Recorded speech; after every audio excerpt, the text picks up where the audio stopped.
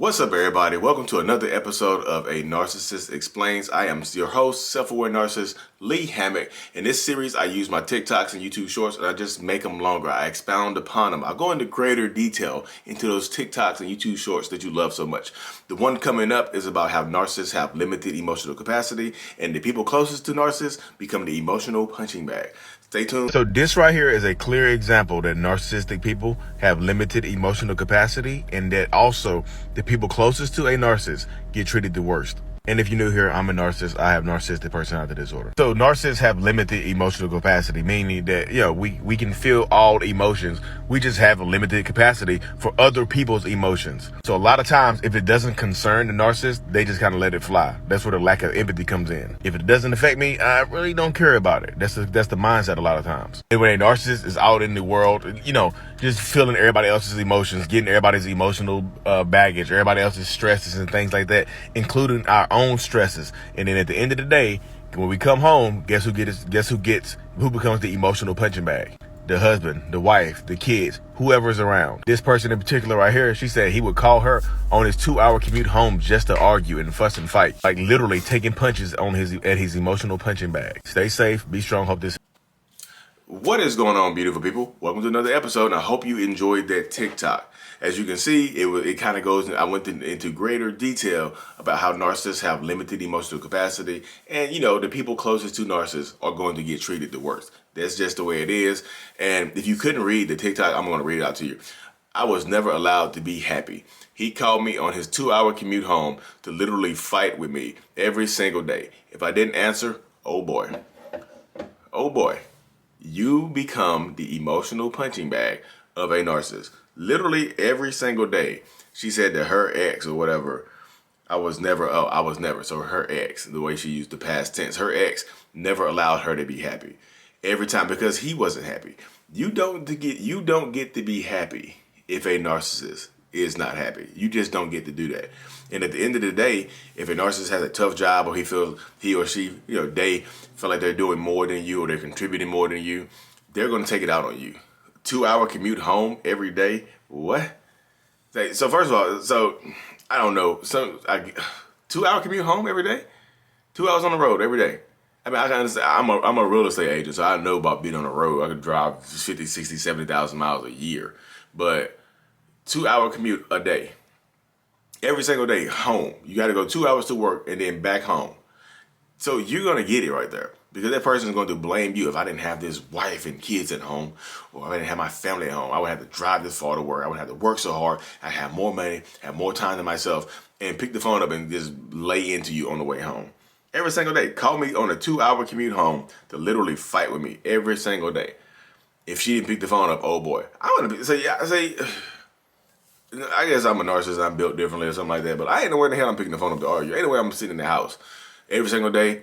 Oh goodness! Imagine the physical symptoms that woman got from arguing with her husband every single day. Imagine how she felt literally every single day, arguing with her husband or whoever about whatever he wanted to argue about, whatever he wanted to fight about, because he's not happy with his own life.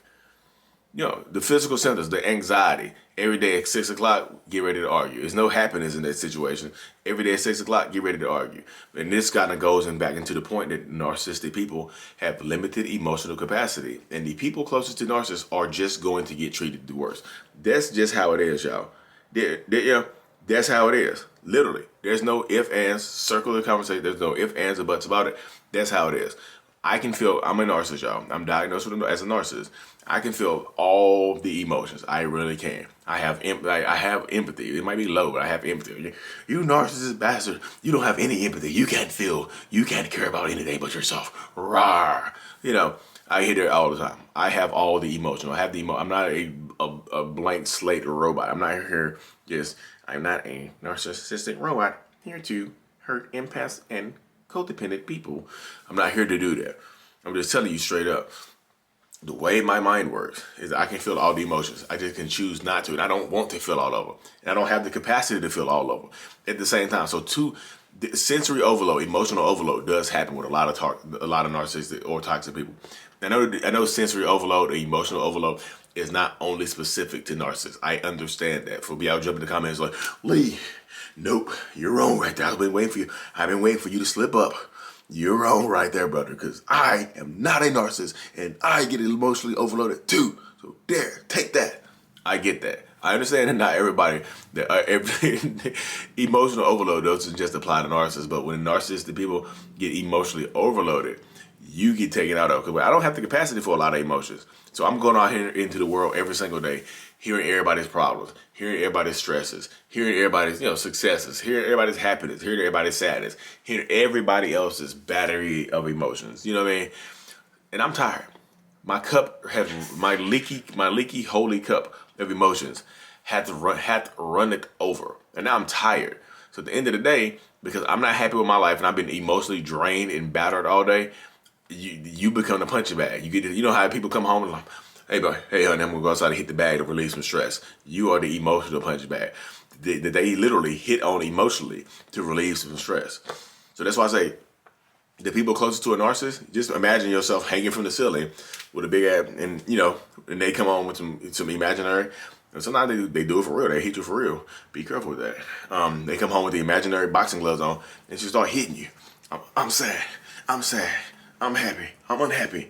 I hate my life. I hate my life. I hate my wife. I hate my wife. I hate my kids. I hate my kid. They hook and punch and emotion. This is emotional. Sometimes they hit you physically and you need to get the hell out of there. But they take their emotional stresses out on you. So this person wanted to argue every single day on the way home. Every day. How miserable do you have to be to argue every damn day on the way home? Huh? You want to argue every single day? 2-hour commute? Get a job closer. Move closer. Man, you'd be surprised how much stress I can understand. He probably, and look, that type of person, he want to argue 2 hours on the way home. He not driving no Prius. I drive a Prius. I'm smart. I'm economical. But that person probably driving an SUV. Man, why it costs $100 every 2 days to fill my tank up? Because you're driving 120 miles back one way. You're driving 250 miles a day. You got a SUV. They get 18 miles a gallon. You wonder why. You wonder why.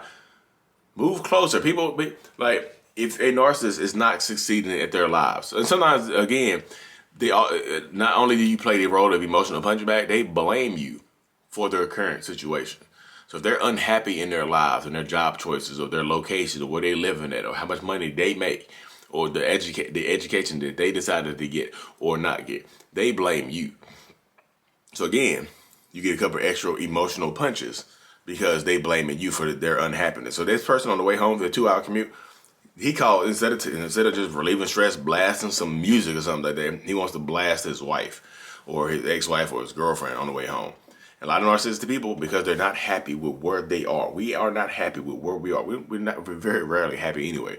So if we're not even successful in what we do, if we're just everyday average Americans, or people, not just Americans. I know I got 25% of people who follow me are overseas. So there's like 200, over a couple 100,000 people that follow me are overseas, which is kind of wild. But you see the crux of everything. You see how it goes. You see how everybody's moving around and stuff like that. So that's why I tell people, you have to be you. You have to keep yourself strong. You have to keep yourself, mentally grounded when you're dealing with a narcissist. You have to keep yourself emotionally grounded when you are dealing with a narcissist or a toxic person. Because if you don't, I'm telling you, you're gonna get ran over, and they're gonna blame you for running over you. You didn't pick the phone up. Imagine it. So it's like you gonna argue. So this is kind of a catch-22 situation.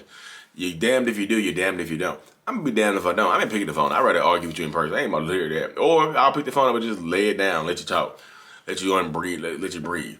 Because like I said, if they're not happy in their own lives with what they are, because most narcissists are not happy, y'all. Can they be happy? Yeah, there can be moments of happiness, but they're not truly ever happy. Not narcissistic people. They're not truly ever happy with any situation that they are currently in. So they're going to blame the people closest to them. They'll blame their wives. They'll blame their kids or their husbands, or their kids. They'll blame the dog because they got to take the dog outside when it's cold. They'll blame the cat because they got to change the litter box. They'll blame everybody else in their lives for their problems, except for pointing the finger where it needs to go. They're about to shoot you with the emotional gun. They need to shoot themselves with the emotional gun, not with the real gun, y'all. Because that's how it goes, though.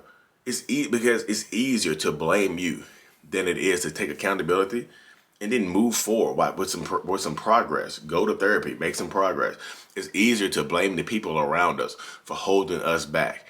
You know what I mean? It's just like, you ever seen that meme before? It's like a meme where there's a person in some water, right?